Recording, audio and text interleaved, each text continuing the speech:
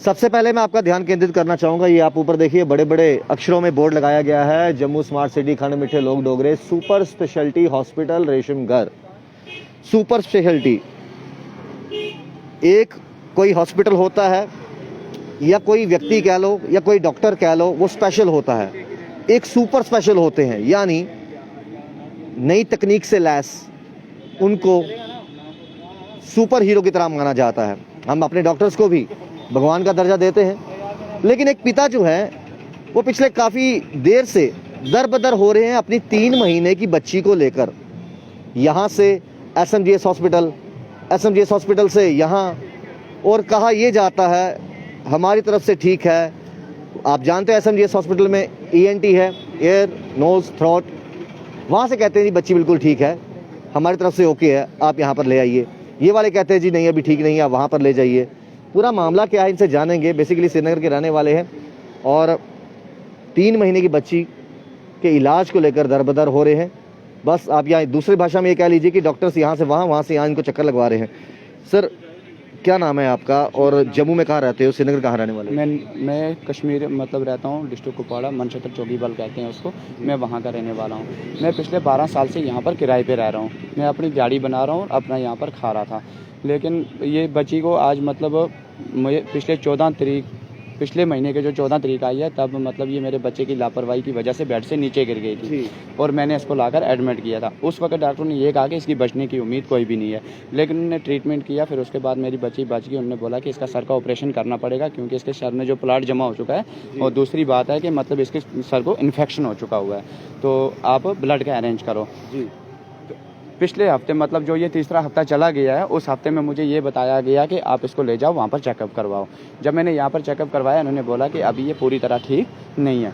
फिर उसके बाद में फिर शालामार हॉस्पिटल में जा रहा हूँ, तो वो बोल रही हैं इसकी ओके रिपोर्ट हम यहाँ से भेज रहे हैं, तो वहाँ पे क्यों नहीं ओके रिपोर्ट हो रही। फिर पिछले हफ्ते मुझे फिर उन्होंने बोला भेजा यहाँ पर, तो इन्होंने बोला आप ब्लड का अरेंज करो।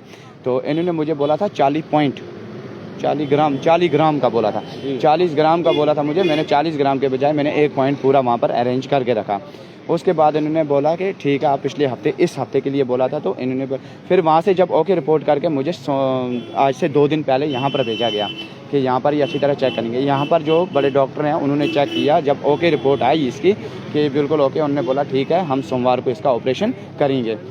तो मुझे इन्होंने कल बोला कि आप 1 पॉइंट और खून का मतलब अरेंज करो। जब मेरे पास कोई अरेंज नहीं हो पाया, क्योंकि मेरे पास इतना जुगाड़ भी नहीं था कि मैं पैसे से लेता, मैंने अपना ब्लड निकाल के मैंने शालामार में देकर मैंने एक्सचेंज करवाया। तो मैंने ब्लड भी 2 पॉइंट जो इन्होंने बोला मैंने इंतज़ाम कर लिया, और इन्होंने मुझे पर्ची लेकर दी कि आप दवाई ले आइए। मैंने कल ही दवाई मतलब संडे के दिन कल दवाई में अरेंज कर रहा हूँ सारी, मतलब 14,000 की पड़ रही है मुझे दवाई मेरे पास इस वक्त सारी अवेलेबल है। ये पड़ी हुई है मेरे दवाई। और ये एसएमजीएस हॉस्पिटल की फाइल है बनी हुई, ये शालामार की ये देखिए फाइल बनी है, आलिया नाम है बच्ची का। और ये जब इन्होंने ओके रिपोर्ट लिखी हुई है, तो वो ये है आपके सामने जो ब्लड मैंने अरेंज किया हुआ है। ये पिछले पूरे 1 महीने की फाइल है जी, ये पिछले 1 महीने के ये है ब्लड का। पहले इन्होंने बोला था मतलब 1 पॉइंट अरेंज करने के लिए, वहाँ मैंने 1 पॉइंट किया था अरेंज। अब यहाँ पर फिर 2 पॉइंट लिख कर दिया। कल मैं दूसरा पॉइंट वहाँ पर अरेंज कर रहा हूँ, मैं इनको दे रहा हूँ। फिर उसके बाद ये मुझे पर्ची दे रहे हैं, और यहाँ पर मुझे इन्होंने बोला कि हम अपनी जिम्मेदारी पे ऑपरेशन नहीं कर सकते हैं, आपको साइन करना पड़ेगा। मैंने यहाँ पर साइन भी किया हुआ है जी, मैं आपको दिखाता हूँ कि कल को हमारे पे कोई बात ना आए। कल को हमारे पे कोई बात ना आए, मैंने वो लिख कर भी दे दिया था, मैंने साइन भी करवा दिया। वहाँ से मुझे इधर भेज रहे हैं और यहाँ से उधर भेज रहे हैं। लेकिन परसों इन्होंने बोला कि ओके रिपोर्ट है, हम इसका ऑपरेशन करना चाहेंगे, लेकिन अब इन्होंने कोई ऑपरेशन नहीं किया। सुबह मतलब पूरी तैयार हो चुके हुए थे। उसके बाद उन्होंने मुझे बोला अगर ये लड़की ओके नहीं थी तो डॉक्टर ने मुझे कैसे बोला कि आप जाकर दवाई ले आओ। अगर एक चीज जाननी है आपकी, घर पे परिवार में और कौन कौन है यहाँ आप रहते हो? मेरा परिवार में यहाँ पर कोई भी नहीं है, मैं बिल्कुल अकेला हूँ, मेरा आगे पीछे कोई नहीं है। बच्ची की माता जी? बच्ची की माता जी नहीं है, एक्सपायर हो चुकी है। तो आप खुद अंदाजा लगाइए, 3 महीने की बच्ची के पिता यहाँ पर है, माँ सिर पर नहीं है, एक बच्चा घर पर आपका, वो कैसे रह रहा है, किसके पास? मतलब हमारे वहाँ पर दूसरे किराएदार हैं, वो उनके पास रह रहा है। मतलब हमारे बगल में किराएदार रहते हैं, वो उनके पास रह रहा है। वो भी बार बार हमें फ़ोन कर रहे हैं कि बच्चा ज़िद कर रहा है आपके पास आने के लिए, लेकिन मैंने पिछले 2 दिन से वहाँ पर रखा है।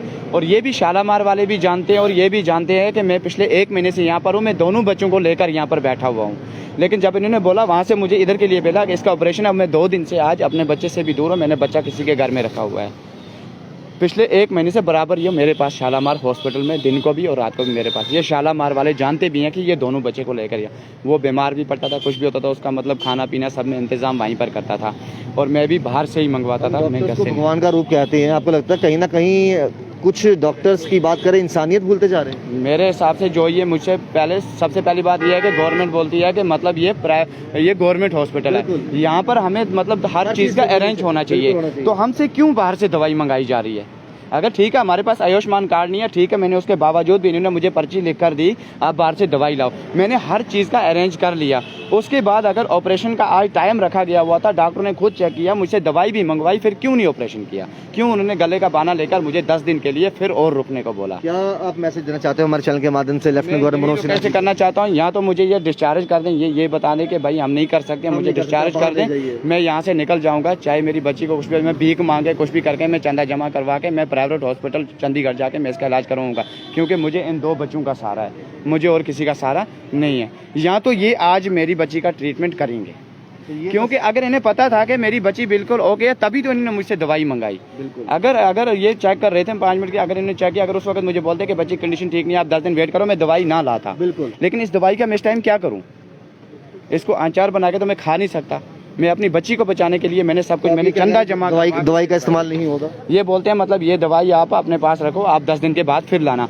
लेकिन मैं 10 दिन किस वजह से रुकूं? अगर आप लोगों को पता है कि मेरी बच्ची की कंडीशन खराब है, फिर दवाई नहीं मंगानी थी मुझसे। अगर आप लोगों ने सुबह उसको पाइप भी लगाई, सब कुछ किया, बेहोशी की दवाई भी लाकर करीब रख दी, उसके बाद आप लोगों ने सब कुछ बोला मुझे कि दवाई ले आओ, क्या क्या चीज़ की कमी है, मुझे सुबह भेज रहे हैं, इस एक चीज़ की कमी थी, मुझे सुबह भेज रहे हैं ये दवाई लाने के लिए।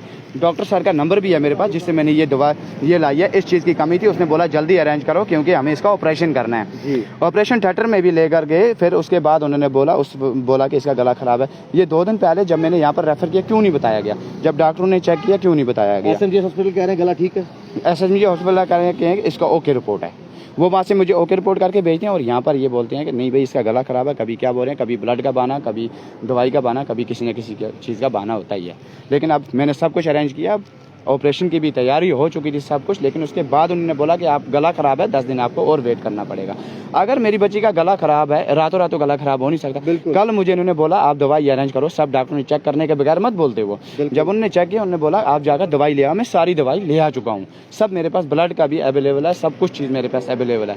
फिर उसके बाद रातों रात कहाँ से मेरी बच्ची का गला ख़राब हो गया? ये बहुत से सवाल इनके जहन में। एक बार चाहूँगा तस्वीरें दिखाने ये सुपर स्पेशलिटी हॉस्पिटल की, और जाहिर सी बात है कभी यहाँ से SMGS हॉस्पिटल, कभी SMGS हॉस्पिटल से यहाँ पर भेजा जा रहा है, फिर ये कहा जाता है कि ऑपरेशन जो है वो करवाना पड़ेगा, आप सामान अरेंज कीजिए। अब ये कहते हैं कि देखिए जी आप इस व्यक्ति ने जो है बड़ी मुश्किल से पैसे इकट्ठे कर कर जो है वो 14,000 रुपया इकट्ठा कर कर सामान जो है वो मंगाया, दवाइयाँ जो है वो मंगवाई। अब ये कहते हैं जी गला ख़राब है, आप एक काम कीजिए 10 दिन का इंतज़ार और कर लीजिए। अभी 14,000 की दवाइयाँ ना जाने किस तरीके से इन्होंने पैसे अरेंज करके ये लाई होंगी। और दूसरी बात, जिस तरीके से ने कहा कि 3 महीने की बच्ची है, आलिया उसका नाम है, और सीधे तौर पर इनका ये कहना है कि यहाँ से SMGS हॉस्पिटल जाते हैं, वो कहते हैं बच्ची का गला बिल्कुल ठीक है, इसको कुछ भी नहीं हुआ, और वहीं दूसरी तरफ वहाँ से जब सुपर स्पेशलिटी वो भेजते हैं तो ये कहते हैं गला ख़राब है।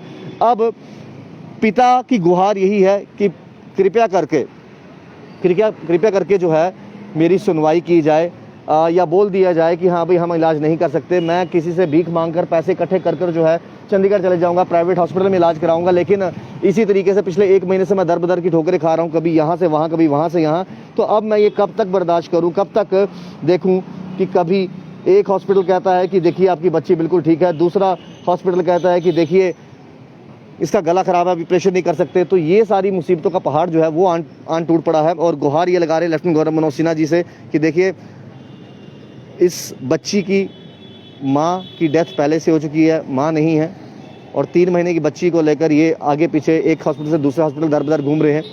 और एक छोटा बच्चा इनका भी है, वो इन्होंने अपने नेबर्स के पास रखा है, जहाँ ये किराए के मकान पर रहते हैं उसके साथ कहीं पर रखा हुआ है। बड़ा मुश्किल हो गया है इनका।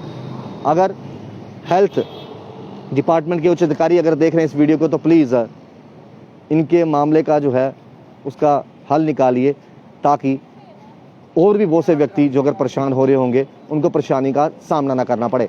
देखते रहिए बाहोइसस, राहुल खत्री, बाहोइसस के लिए।